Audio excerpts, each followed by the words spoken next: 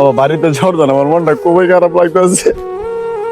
কিরে বন্ধু, বাতে যা কই ছেলেটারে দেই না, বাড়িতেও গেল না, কই গেল? ওর কাছে মনে হয় টাকা পয়সা নাই, দেখলাম মনে কষ্ট, মনে হয় নদী পারে দিয়ে গেছে। হয় বেড়া, টাকা পয়সা নাই আমাকে তুই বলবি না? আর টাকা পয়সার অভাব করবো? টাকা পয়সার অভাব পড়তো না, তাহলে তুই দিয়ে দিয়া। অবশ্যই আমি তো দেবই, আমার বাতে যা না।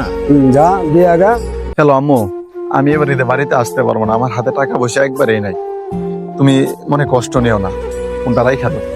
কিরে বাতি যা, আজকে ঈদের দিন দেখা করলি না? ফোনটা রাখো। বাবা দেখা করি নাই, পকেটের অবস্থা খুবই খারাপ। আম্মা বাড়ি থেকে ফোন দিয়ে কান্দাকুটি করতেছে বাড়িতে যাইতে। আমরা তো মধ্যবিত্ত ঘরের সন্তান, তাই লজ্জা শর্মের কারণে কারো কাছে চাইতে পারি না।